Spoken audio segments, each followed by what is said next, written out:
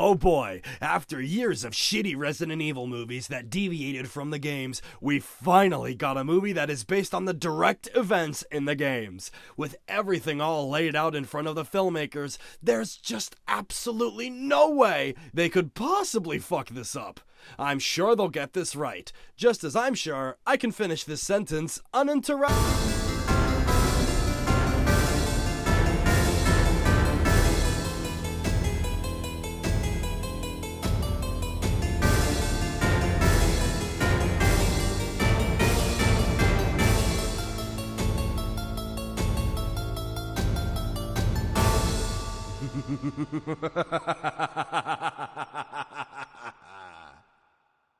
What's good, dudes? I'm Dylan the Dark. With the release of the Resident Evil Village DLC just around the corner, I thought it would be appropriate to look at Hollywood's second botched attempt to bring the world of Resident Evil to the big screen. Now, if you're unfamiliar with the RE franchise, here's a brief summary.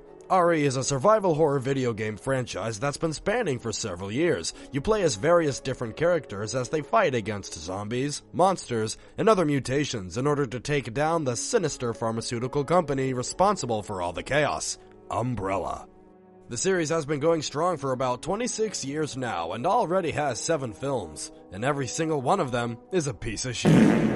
So, with a great film track record, it was decided that RE would receive a second chance in the film world with Resident Evil: Welcome to Raccoon City. Unlike the schlock we got before, this film would be a more focused adaptation of the games. Its director even said some pretty promising words leading up to its release, so I was cautiously optimistic for this movie last year. But my hopes were crushed like a zombie skull under my boot. Because, oh man, they came up so short with this one. So, with the exposition out of the way, grab your herbs and Jill sandwiches, cause we're looking at what went wrong with Resident Evil: Welcome to Raccoon City.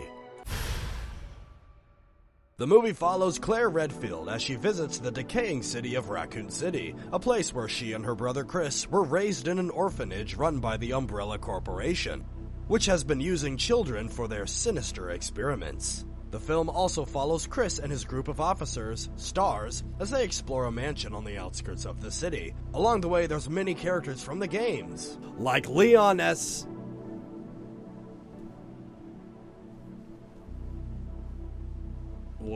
Kennedy, and Jill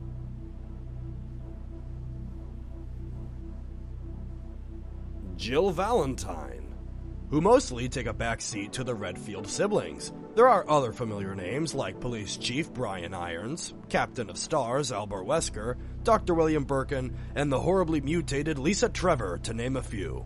This movie has so many characters, and with 4 main leads, there's not enough time to get really attached to any of them.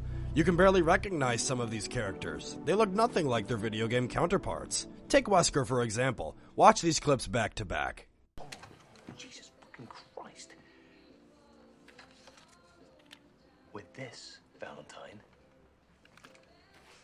I mean, what the fuck? We should get a better grip on the situation. There must be areas still to be explored in that other mansion. Chris, I want you to check them out one more time. I'll continue my investigation here. Now tell me, do those two look like the same character? No. Albert Wesker is not some bumbling dude bro. He's a slick, conniving mastermind. Memorable characters like Barry Burton, Officer Martin, Ada Wong, all gone. And no, Ada appearing at the end credits doesn't count. Which highlights a main issue with Welcome to Raccoon City. It tries to cram too much of the games into one film. Resident Evil: Welcome to Raccoon City... Okay, from now on I'm going to refer to Resident Evil: Welcome to Raccoon City as RE Welcome, because saying Resident Evil: Welcome to Raccoon City is getting tiring. Like, take a shot every time I have to say the full title. Resident Evil: Welcome to Raccoon City, Resident Evil: Welcome to Raccoon City, Resident Evil... RE Welcome takes the events of the first game, in which Jill, Chris, and the STARS officers investigate a mansion on the outskirts of the city, and discover it's infested with the undead and escaped science experiments, leading them to an underground lab where they find the truth behind the mansion and Umbrella's deeds, and blow it the fuck up. The movie then takes the events of the second game, in which Claire and Leon meet up to explore the police station while hordes of the undead rampage through the city. They find out secrets about how Umbrella is behind everything, find an underground lab, and blow it the fuck up. In case you didn't catch on, a lot of RE games end with labs being blown up. You wouldn't believe how much the insurance for these laboratories can be. So the movie takes these two games with big plots and various characters and slams them together. But when it does this, it loses so much of what made each game special. Gone are so many bone-chilling enemies like Crimson Heads, the Giant Spiders, Plant 42, the Vine Zombies, and Mr. X. The ones we do get are only on screen for a brief moment. The infamous zombie dogs, or dog in this case, gets so much build-up only for one encounter.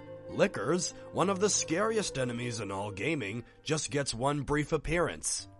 Lisa Trevor's here too, but she's mishandled as well. In the first game, her appearance is horrifying as she ambushes you, and as you continue through the game, you learn more about her tragic backstory in the mansion's files scattered throughout the game. You learn about her origin, and it really makes you empathize with her. You barely get any time with her in the movie, and you get no backstory. The movie robs Lisa of everything that made her so special. There's this moment where it references the Ashford twins from Resident Evil Code Veronica, and unless you played that game, you'd have no clue how this ties into anything. Or this scene in the beginning, in which a T-virus infected woman writes "Itchy Tasty" on the door, a callback to an infamous note found in Resident Evil 1, which shows the mental deterioration of an Umbrella animal keeper. The note is so chilling in how his spelling and grammar skills erode as he writes his journal entries until all he can write is "Itchy Tasty." Here, all of that is missing. It's just an out-of-place callback. Like, cool Easter egg, bro, but it's used in the wrong context here. Now, I like a good Easter egg as much as the next guy, but I feel like they included more winks to the knowledgeable RE fan instead of using those game elements to tell a more complete story for film viewers. I do sincerely appreciate the callbacks to the games, I really do, but I just wish the same level of effort was given to telling a better adaptation of the RE story. Since they had to cut out so much content from both games, what we end up with is a watered-down version of each game, and it hurts to watch because there are moments of potential within this movie. Like, look at the police department. It looks ripped right from the game. Awesome! Look at Raccoon City. It really looks like some run-down Midwestern town. As a Midwestern boy, I approve. All that's missing is the huge-ass cornfields. Once you get those, I'd feel right at home. No, seriously, my hometown has a whole monument dedicated to corn. We don't fuck around with our corn. The mansion looks good too. See, there are glimmers of hope here, but the glimmers are quickly dimmed by all the previous issues bogging this film down. Now, it's one thing to just point out these faults, but if this film were in my hands, what would I do differently? Well, before we get to all that, I'd just like to take a moment to thank our video sponsor. I'm just fucking with you, I don't got a sponsor. But seriously, if you like this video so far, consider checking out the rest of my stuff after you watch this. Also, subscribing would be pretty cool if you did that, so okay, bring up the next. Just retell the first game. Have the movie split between Jill and Chris's perspectives as they each explore the mansion and encounter monsters and other characters like Rebecca Chambers and Barry Burton. Have the audience follow the two leads as they solve familiar puzzles and fight off the iconic monsters like spiders, dogs, and hunters. Have them discover some notes that show us what's really going on in the game. The audience should feel like they are trapped with Chris and Jill in this mansion. And with each discovery, we get closer and closer to solving the huge puzzle that is the mansion. Since the entire film takes place in a single location with characters going in the same rooms, you shouldn't have too much trouble building a large set, and you shouldn't have to use green screen for the backgrounds. The mansion itself feels like a character in the game. You memorize it as you play, and you feel it change as you gradually unlock more and more areas. I would do my best to make the mansion feel like a character in the movie.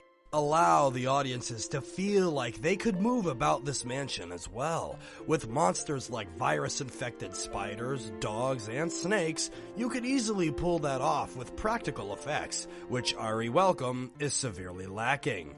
The CG just looks so lazy. Just use practical effects like makeup, suits, animatronics, and give little CG touch-ups and boom, great-looking monsters.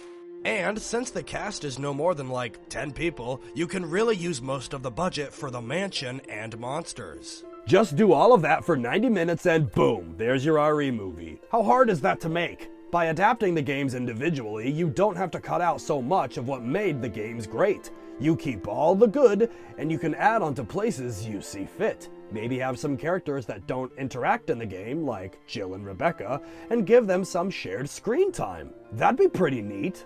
Then, if the movie does well enough, retell the second game and have it set in the police department and parts of the city. And if that does well enough, make a third one with Nemesis. Wait, hang on. RE 1 and 2 do not take place at the same time, but RE 2 and 3 do overlap. If there were any games you could put together, it should have been RE 2 and 3. Now, this is reaching, but hear me out. If you really want to tell two games in one movie, why not mix those two? Hell, you could even make it so the characters all meet together just like in RE Welcome. In fact, how great would it be to see characters like Jill and Leon actually interact? Something we haven't even seen in the games. Or hell, have Mr. X from RE2 go head-to-head with Nemesis from RE3. Holy fuck, imagine how fun the smackdown between those two brutes would be on the big screen. But I'm getting way ahead of myself. So now that I've walked you through how RE Welcome went wrong and how I'd make an RE movie, what now?